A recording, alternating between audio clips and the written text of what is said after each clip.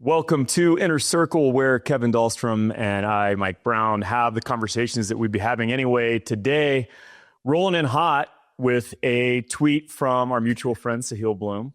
He posted, "I'm increasingly convinced that the willingness to change your mind is the ultimate sign of intelligence.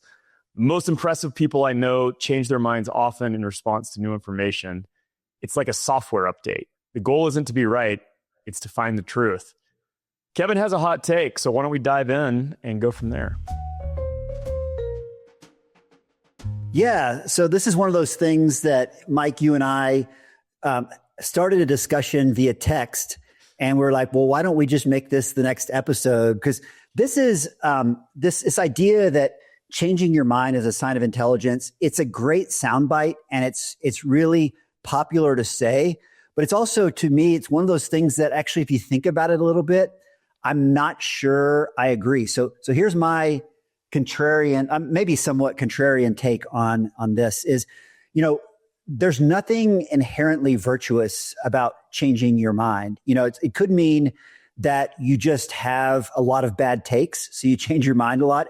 It could mean that you just have ill-formed positions on a lot of issues, and so you learn and change your mind a lot. I'm not sure that's a sign of intelligence, but it is a sign that you're a truth seeker, right? And so I think the upstream thing that is the signal of intelligence is the fact that you seek truth. And as I started thinking about this, I actually wrote down, three things that I admire in the smart people that I know, and I'm going to use you as a story in one of them, so you'll be maybe flattered. So this is my rant: is I think smart people do three things. Number one, they seek truth above all else. I was at a dinner party at your house the other night, and your lovely wife said that the moment she fell in love with you was when you said that you love to have your mind changed. And I don't think Claire said that because she loves people who flip-flop on issues. She said that because she knows that you care about truth and justice. So like, you're a truth seeker. That's the sign of intelligence. That's what a lot of us admire in others. So seeking truth above all others. The second thing that I admire in smart people is they have well-formed opinions. So they know what their values are. They've thought deeply about issues. And, the problem, and this is especially true on X or Twitter, is most people simply haven't thought deeply about issues. So they shoot from the hip. And then they say, well, look how smart I am because I'm willing to change my mind. Well, the truth is you just had a bad take. And there's a lot of people on X in particular that I call experts on everything. Yeah, they've got an opinion on everything, and most of them are wrong. So I think smart people are actually fairly resistant to changing their mind because they have thought about issues deeply. And so that's number two. The third one, and this is the most important one to me, and this is where we could all do a better job. I'm even pointing at myself here, is smart people stay in their lane.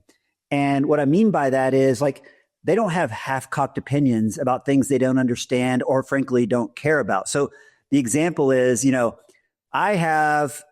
want to talk about rock climbing, I'm going to have some hot takes for you. Like, I have opinions. They're pretty well formed. I'm probably right because I've been climbing for, 25 plus years, seriously. If you want to debate economic tariffs, I could probably pontificate on it. I'm certainly not an expert on it. And so I'm not going to say that I have the definitive answer. And so that's how I avoid actually having to even change my mind, because I don't really have an opinion to begin with. So anyway, I'll pause there. I'll repeat the three things that I admire because I was pretty proud of this list. Is number one, smart people seek truth above all else. Number two, they have well-formed opinions, but when they don't, number three, they stay in their lane and they don't tend to pop off on things they don't understand. I love it. This starts with, you don't have to have an opinion on everything. In fact, right? Really, the sign of intelligence is going, I don't know enough to actually have a well-formed opinion. Yeah. What I think all three of these hint at is absence of ego, or at least a diminished ego, because I think it's incredibly egoic to have an opinion on everything, right? If you haven't done the research, or you haven't built a really solid case for your opinion, then it isn't worth much. You're right. But when I think about changing my mind, I agree that truth seeking is truly, I think, one of my highest values. And when I told Claire my favorite feeling in the world is having my mind changed, it's not because it's easy. It's exactly because it's so difficult to change my mind, because I have built over years a very intense, researched opinion. And I'll give you a great example. A few years ago, I met this guy, Floyd Marinescu, who's a Canadian entrepreneur. He's kind of the Canadian Andrew Yang. He's a big proponent of UBI.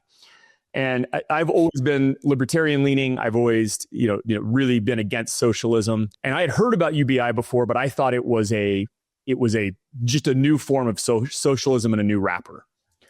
But he went through and explained why he thinks UBI makes sense from a libertarian perspective, that it increases freedom because it gives people optionality. And he used the example of his mother, who was married to an abusive man, but she couldn't leave because she was afraid she'd be living under a bridge. She had nowhere to go. And his position was that if she had like a $2,000 a month safety net, she could have fled that abusive marriage into safety.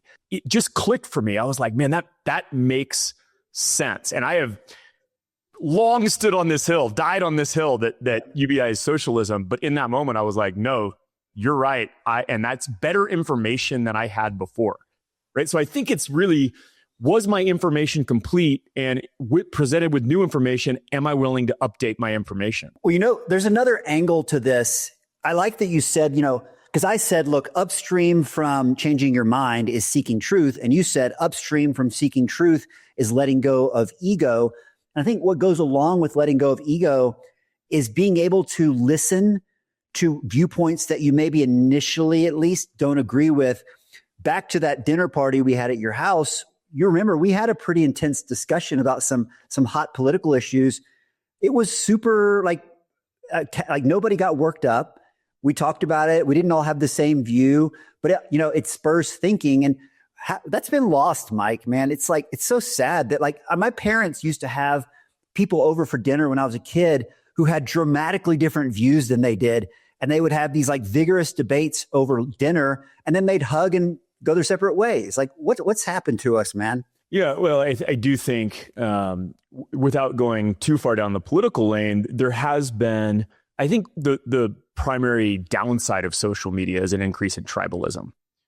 Totally. Because, for the most part, you and I both know that nuance is not necessarily rewarded by the algorithm, right? Definitive and sometimes simplistic opinions went out with the reality of most of these issues are complex. Healthcare is complex. Immigration is complex. And anybody who says they have a definitive right answer is probably leaving out nuance. Like the reality is, I don't know what the solution is to some of these bad problems. I have my proclivities, I have my ideas, I have my opinions, but I can't, like to your earlier point, I don't have the time to go so deep on one of these opinions. Right? I think you'd have to dedicate your career to it. I think what you said is correct. Like I have, I lean certain ways on issues, but I think you have to have the humility to know, like, I don't have the answer, and at least the definitive answer. And I think there's a difference here between, so I don't change my mind or change my position very often, but I'm shaping my views all the time. And I think like one of the reasons like we started this podcast was the iron shaping iron thing. I think we've both experienced that because you and I come from different backgrounds. We have a lot of the same views, but also different views. And I like having my views shaped. It doesn't mean that I change my fundamental position, but I take the edges off, a little bit. Yeah, it's less changing my mind, but constantly updating my opinion. So when we start from first principles, it's what are my values, right? And back to that UBI example, well, my values include freedom and human flourishing. My previous opinion was that this UBI would take away from freedom because it would be taxation through coercion. And then I saw that it actually aligned better with my values. So I think you have to have that baseline rubric. What are my values? Yeah. And then I'm comparing my positions to my values and updating them when I get better information. Really important call out for our listeners I would say maybe if anybody I know, there's nobody who has been more deliberate about, defining their values than you. And I would say if you're gonna, like, the starting point is have a clear understanding of what your values are. Like, I'm a huge believer in, like, when you write things down, it just hits different. It causes you to think at a deeper level. Like, in fact, I'm not even sure I've done this recently. Like, literally write down your 4 or 5 core values and wrestle with it a little bit.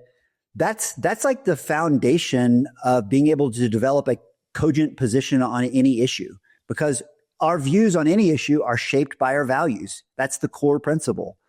Yeah, they have to be. And you and I are obsessed really with one question: what makes a great life? Yes. And I think upstream of that is my values, right? Yeah.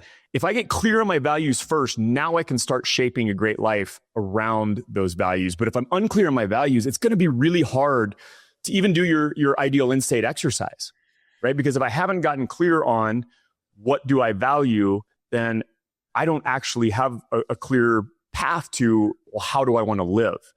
And you're right. I think it's wildly valuable, much like our word of the year exercise, to define your values and then constantly stress test them. Go, hey, does this still fit? And I've actually updated my values over the last 3 years, but it's to words that are an evolution of the originals, not a new value. I didn't pull something completely new out of thin air. It just goes, hey, actually, this fits a little bit better in this version of my life than this old word. Well, cool. I think that's a great place to kind of wrap this one. It'll keep this one short and sweet. I did write down one thing that I wanted to close with, because the starting proposition of this was this idea that, the best signal of intelligence is changing your mind. And I actually don't think that's the best signal. The best signal, and I'm going to steal this from Naval, he says the only real test of intelligence is if you get what you want out of life. And back to like our core mission, you and I, we share, which is trying to figure out and help people, what makes a great life and how do you get there? That's really the only test of intelligence that matters. There's a lot of really people with incredible cognition out there who are not happy. Yeah, in fact, in some ways, high intelligence can actually be a barrier to happiness, because Absolutely. You're more aware of humanity's problems, the world's problems. You're more aware of your own problems. You're more aware of your own limitations. So self-awareness can often stand in the way of actual happiness. But that's not necessarily a bad thing. It just means there's a bigger job at hand, and seeking truth and seeking clarity. I do agree. It's okay. Well, what am I solving for here? Well, yes. And as you often say, like, getting what you want out of life isn't a destination that you reach. It's a state of being. That's why, like, my ideal end state exercise, I describe it. It's not a bucket list. It's a state of being. Like, it's a way of living that's ever changing. I think at the core of that is what we talked about, which is seeking truth, letting go of ego. Yeah, I love it, man. I mean, that's. I think the ultimate hack is to recognize when you. A quote that I love also, like, would you rather be right or would you rather be happy? 100%. And oftentimes it means walking away from arguments that aren't serving you in the first place.